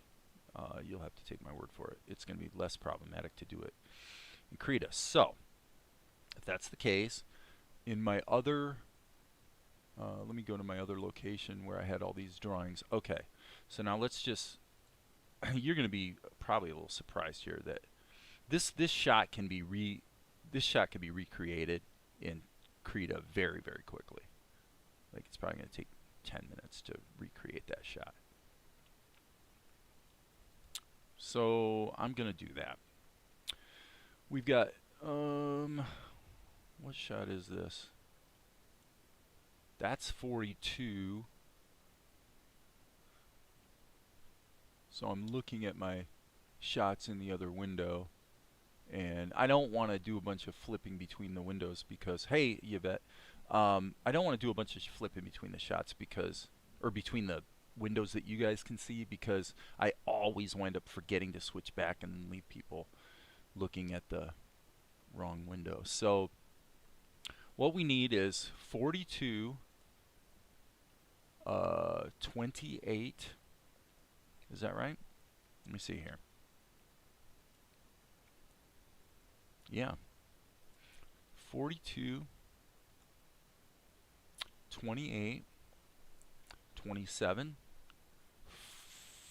47, 43, 44, and 45. Okay, so in the other window I just selected those images. Okay? Now the best way to recreate what I did in Tahoma is going to be to just grab these. Okay, now where the heck is my mouse? Okay, here we go. Insert many layers, or the group to an animated layer. Okay, so now we've got all these drawings smacked into Krita, obviously in the wrong place. So now I'm going to regroup this, and this is where it might get dangerous. If it doesn't work out, which it very well may not, I'll just have to live with not recreating the shot the way I was hoping to. But what I want to do is add a transform mask that gets him in the final position he's going to be in. So let's say there. Okay, so as we can see, his hair is just almost tangential with the edge of the building. So that means what we're looking for is something like that. Okay? So now the question becomes, is it going to do what we're seeing here, where we're seeing all these anomalies? The reality is those anomalies actually don't matter much, because we're going to have to cut out his garment anyway. So, okay, so it could be that Krita's just having to think about what it's got to do here. I'm trusting that's the case, and if that is the case, then here's how we safeguard. First of all, let's make a duplicate of that group, and then let's bake this group down. Let's merge the group. Let's see here. This is actually,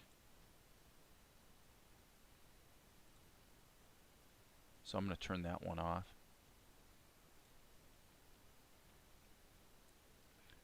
And merge the group. So normally when you merge a group, the visual anomalies that you can get with Krita don't happen. It's kind of wacky, but if you flatten the layer, you tend to get anomalies from data being sort of lost in translation. If you merge a group and basically do the exact same thing, it tends not to have that problem. Okay, so it looks like we're good. Okay, now since we're good, we can kill that layer because we don't need our backup of it since the safeguard is no longer needed. However, not quite that simple. Now we need to take that group. If you can believe this, what we're going to do is we're going to add, so I'm not animating him yet. I'm not going to animate him until I've got everything in the static shots pretty much looking the way I want them to look. So what I'm going to do is add an erase layer, okay? And the erase layer allows me to, it's going to overlay the entire shot of Mel and cut out whatever it is I want to cut out. Well, then the question, of course, becomes, what is it exactly you want to cut out there, dude? I want to just go like this. I want to go like that. This garment does not have a collar like that. Okay, our opacity was 30%. That was not real smart. So there. That takes care of the erase layer. Now we need to deal with color. Okay? So let's I think I'm going to keep baking down. I think the best solution generally is to keep baking down until something goes wrong. But so far nothing's going wrong. So save that. Always save, save, save. So we've got all of our key drawings that we need to match the Tahoma shot. All we're going to have to do is do the animation once we've changed the color.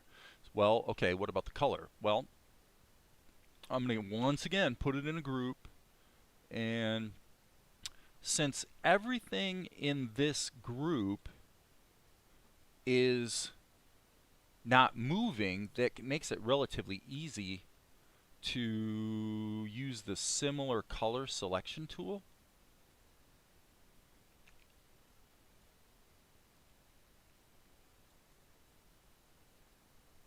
Have I got the right tool? Similar color. Okay, and what I'm going to do is hit Shift. Alright, so I want to adjust the threshold just a bit. I've got the threshold generally set really low. I'm just going to kick it up a little bit and see what happens. We're pretty close. We're pretty close. Okay, so now what we can do, since we've isolated the green, we can go Control M and we can actually do a hue shift on this whole thing over to the blue. Something like that. And then I would say, based on what I'm seeing here, that probably a slight increase in saturation would be good. And perhaps even a slight boost in lightness. Something like that. Okay. Now, if I don't want to use a filter mask, which I don't, I prefer to bake in my changes because, or else have layer-based changes. Otherwise, you tend to, it's just less fragile. Krita's less fragile. Okay, so I'm going to actually hit the S key here. And I think if I hit Alt, yes, if I hit Alt, it's deselecting all this stuff up here because it looks like the similar color selection tool actually had grabbed a little bit of the stuff on his face. Okay, so that's fine. So now what I can do is just go Control F and just go to each of these key drawings and just change the color. You know, just by running the same filter each time. Control F just repeats the last filter. That's why I've said if if they implemented the transform tool as a filter in Krita, that would also make a lot of animation problems go away, because you could just do a translation and then hit Control F to repeat it. So you take something and now you're panning it across the screen by just going forward one frame and moving it a little bit, right? Unfortunately, that hasn't happened yet. So anyway, we got our color dialed in, so that's cool. So at this point, we're a step ahead of where we were with Tahoma already. We know the animation part's going to be stupidly easy. So again, save our work. Okay. Now, the next problem, if we want to match, it's kind of funny I'm doing it here in Krita over again, because the only thing that's been annoying or problematic today was dealing with the animation keys in Tahoma. So as long as you get your animation correct the first time, it's no big deal. But if you have to go in and massage the keys through the schematic and the function editor, it can devolve pretty quickly. So I'm actually pretty happy to be just jumping back to Krita. So this is shot 42, and that's his closed eyes. Is that right? I am going to hit this. Okay, no, that's that expression. Okay. So now what I'm going to do is, that's not the right expression. I want this one. Yep, I want this one first. So I'm going to just rearrange these. I'm going to put this here. Okay. And then this is 28, which is the closed eyes. And that's going to be about there. 27 is the, let's call it the stern look. 47, did we use 47 yet? No. 47 is the eyebrow. Yep, it's that one. So that goes there. All right, and then he goes about 2 seconds before we get to 28, which is closed eyes stern look, if you will. We're just going to do that. Okay, then bug-eyed, let's call it. And then he does a blink. Where's the blink? Do we have the blink here? Yep. Wait. 44 I don't think we have in here. That's not good. But, oh wait, there it is. Well, no, that's the stern eyebrow blink. I guess we got this right. I'm just going to go with this. Yeah, there's only supposed to be 2 frames in between here. So there's that, and then there's that. And actually, this can be deleted. And now we hit the Alt key and move all these guys back here. So now what we have is we've got the, essentially we've replaced the animation that we did in Tahoma without the actual movement of his whole, of the whole character. Yeah, except this silly thing is set to 24 frames a second. So what was our, we did 48 frames. So let's match that. Boom, boom. And yeah, believe it or not, we've almost already recreated the shot that we had in Tahoma a few minutes ago, with only a small caveat. Okay, so let's just look at how we did the timing. First of all, he's hidden up until frame 4, and then he starts moving. Okay. And by the way, once he starts moving, he's moving from 4 to 7. So I want to move that up there. And then he lands on 8. He lands on 8. So we're not exactly the same here, but that's okay. So now what we're going to do is we're going to go 1, 2, Hello? I'm hitting control so that I duplicate these. Oh, come on, Krita, really? Okay. So now, we'll take this and hide it back here. Actually, let's do one thing beforehand. Let's save our work, but... and you know what? There's one other thing we need to do. There's actually two things we need to do. Number one, we need to take this layer, alpha lock it, and put in the tonality shift on his garment. I forgot about that. So let's hit the G key. I'm just going to do black. It basically looks like that. All right, and then, yep, so just a little bit darker, like so. For this shot, I would say, just because of the way it looks, we could probably do that, and it's going to look better. So, now, Control E, we bake it down. Now, bearing in mind that several of these keys, these first four keys are all duplicates of one another. That's fine. All right. So now, what I was going to say, it's always a good idea to keep a character in a group, just because organizationally it always winds up being necessary. So what I'm going to do is I'm going to put a dummy layer on here. And the purpose of the dummy layer is so that I can kind of map in this animation. So I'm going to just draw a line here across the top, across like that. And that dummy layer should probably be on the top of the whole thing. Okay, so I just want to make sure that his head is moving along. I want it to move on a straight line. Okay, and then, of course, where does his head end up? Well, his head ends up here. So just to be perfectly accurate, let's just draw an outline around his head. So now that serves as a great guide for the animation so that we don't get off the rails. Okay? So now we can take Mel and go hit the A key, and we'll just move it back here. This is going to be sticking out a little bit, so it's a small change. Big change.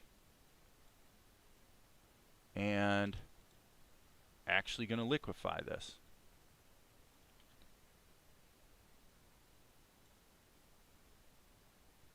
Just match what I did with the plastic tool. All right. Okay, that, I'm not sure about that expression. I guess that's where it landed.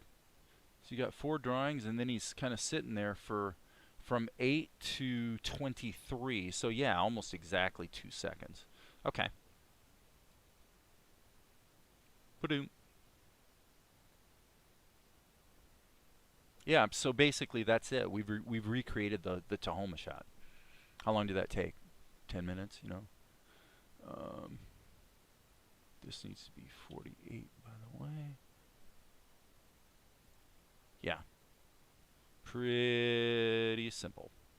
Okay, so since we're here, since we're in Krita and we're going down this road, why don't we can get rid of our guide now. We don't need it anymore.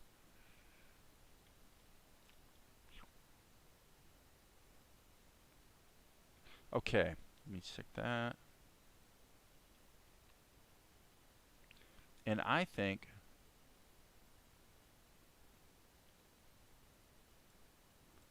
we should do a bump here as well. Oops, need to be in the right layer there, dude. Let's just see how that feels. Absolutely, I'll take it. Well, again, like I said, doing this stuff in Krita seems to be so much smoother and faster.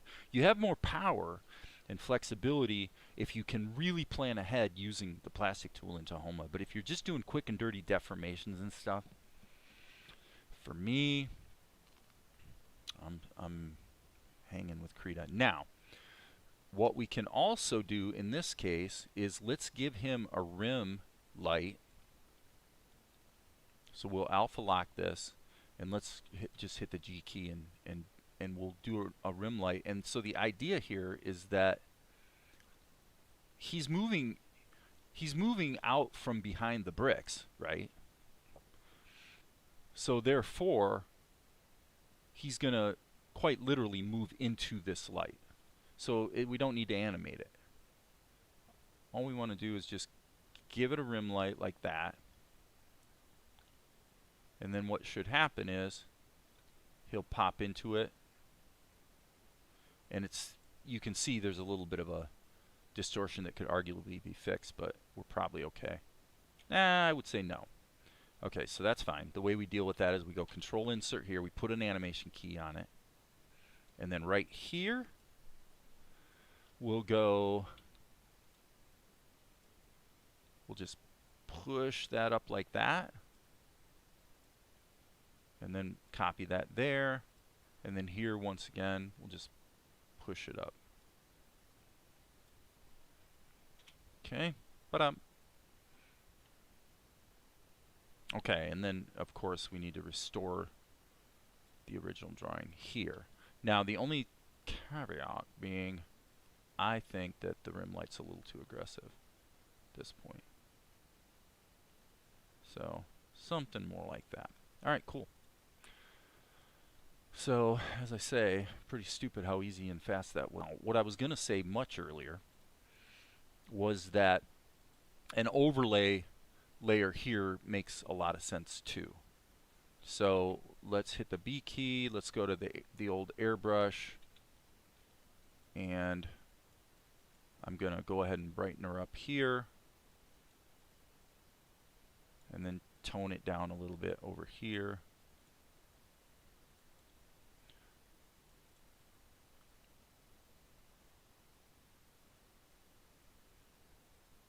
It feels a little strong, but maybe if we go to overlay instead of normal, yeah, it just gives it a little bit of dimensionality.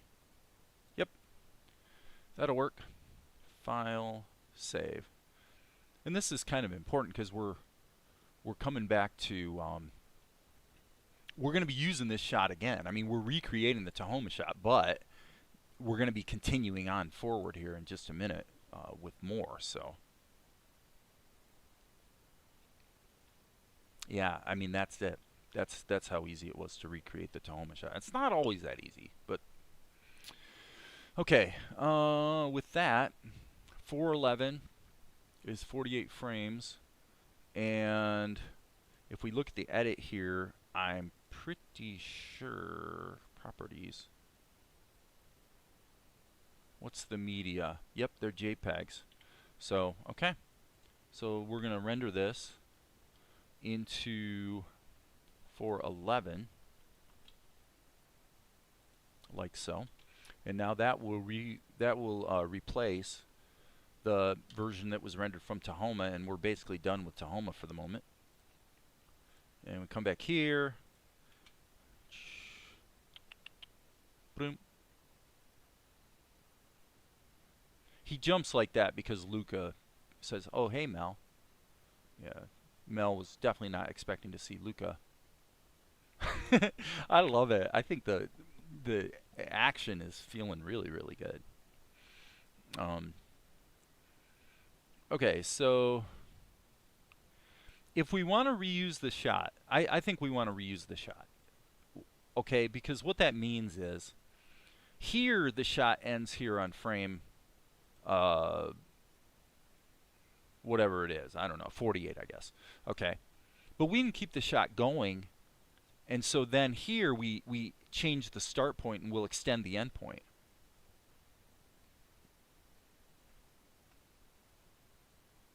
Well, no, we won't. Never mind. Forget what I said. We're not going to do that. Because the jump and bump doesn't really work, so that's fine. So yeah. Okay.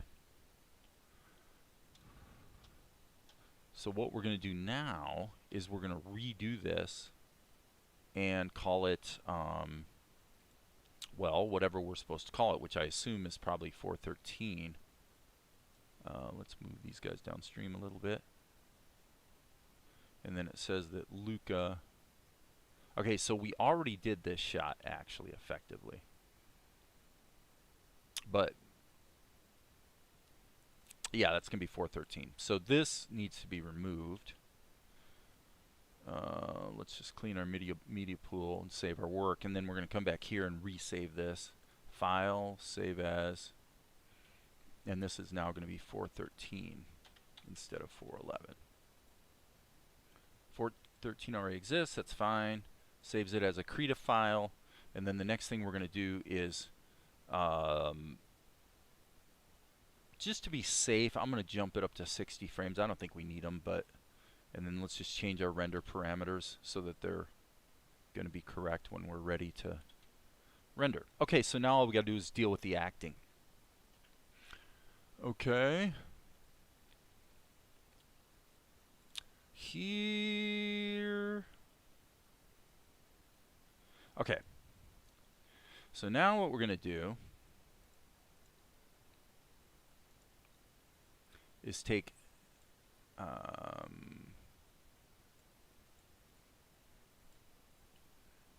all these, get rid of those, get rid of those,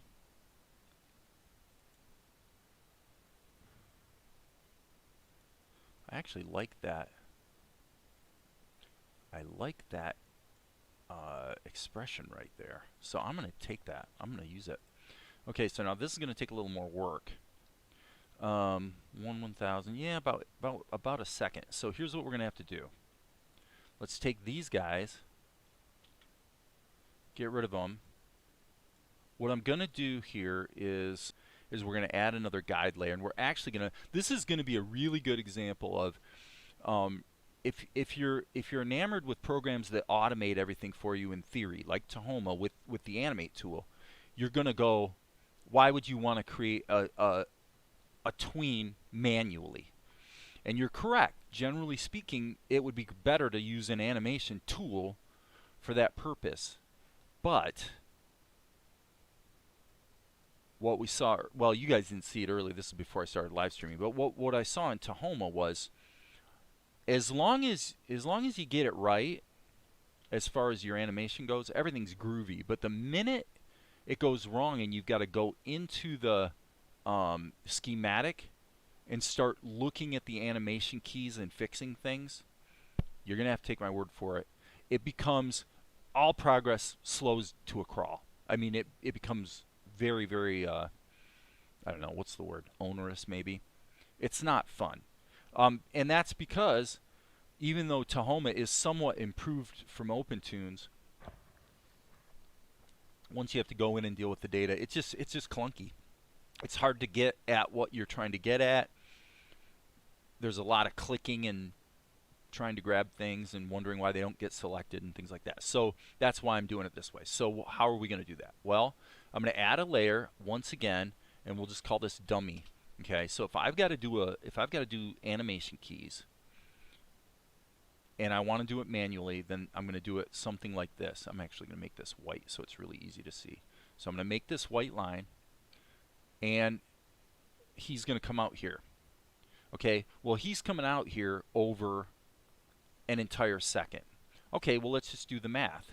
If he started here, and I'm going to put the dummy layer on the very top so it's over everything. Okay, if he started here, then there's, and it's a steady tween. We're not easing in or out. I mean, maybe we'll ease in a little bit here at the beginning. So we'll go here, and then we'll stretch that out a little bit, stretch that out a little bit, and then maybe we'll put in a final tween there. So we'll go ahead and do it as an eased animation. Okay, fine. All right, so now what we're going to do is we're actually just going to work. We could work in reverse. I mean, let's see here. I should rename this Mel. Okay, so let's just do it this way. Let's just duplicate this layer, this key. And then we'll take these two and duplicate them, and then we'll take these four and duplicate them. Okay, so we've made all these duplicates, right? And now I just hit the A key, and I'm just going to line his head up with that line. Here, I'm going to line it up with line number 2, line number 3. So this is a manual tween job. Line number 4, as you can see, he's speeding up slightly. Line number 5, did I get this right? Line number 6. I think I got this right. Yep. And what I've found is when I actually put this dummy line on, so I really make sure I'm moving the character on the you know, the arc that he's supposed to be following. What I find is generally the tweens look really, really good. Let's see. It's perfect, right? I mean, smooth as silk. Absolutely smooth as silk. Okay, so let's save this. That looks really, really good. And now what we want to do is deal with the highlight, obviously. So what I'm going to say is error occurred while writing the file. That's interesting. That's literally never happened. Huh. That is very, very strange. I wonder if I'm actually, I can't believe I'm maxing out my L drive, but it might be worth a look. Nope. We still got half a terabyte free. So that's a little strange. That's a little concerning. But what are you going to do? File, save again. Let's see if we have better luck the second time. Saving document, 0%, and it's really having a problem. That's very, very strange. Very concerning. And we did save it the first time. But yeah, that's really weird. That's a weird one. And now,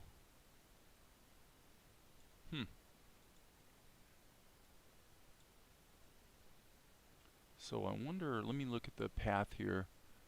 Scenes. Ah, well. Oh, it's the autosave file. I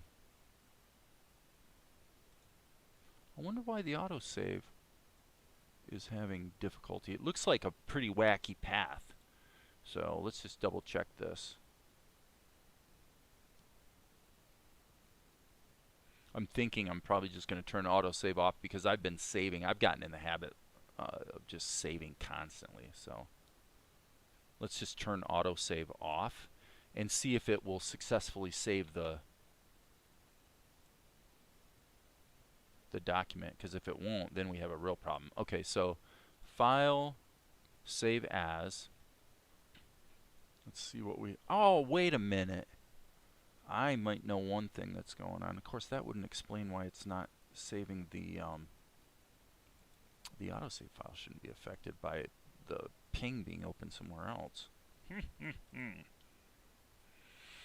So there's something about that ping file. My guess is that over here, nope, it's not there.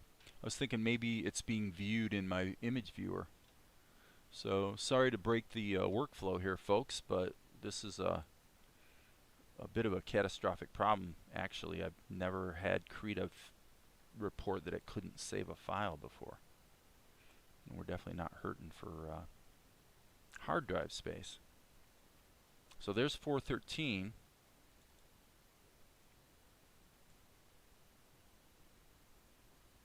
And I want to also save it as a Krita file. And again, is it puking on it? It is. So let's just save the Krita file if we can. Yeah, this is not a good situation here, people. This is not good at all. So it's Krita document 413, and it can't save that either. An error occurred while writing to the file. Okay, guys, this is definitely a catastrophic problem. I'm going to try giving it a different name, and if that doesn't work, I'm going to sign off from the live stream and do a little deeper investigation here. on what might be going on here on my hard drive. Because, yep, Krita's failing. So anyway, I guess that's it for now. I'm going to have to sign off and chase this down. This is something I have never seen before in Krita. And so anyway, I guess that's it. Thanks for hanging out. As you guys know, there will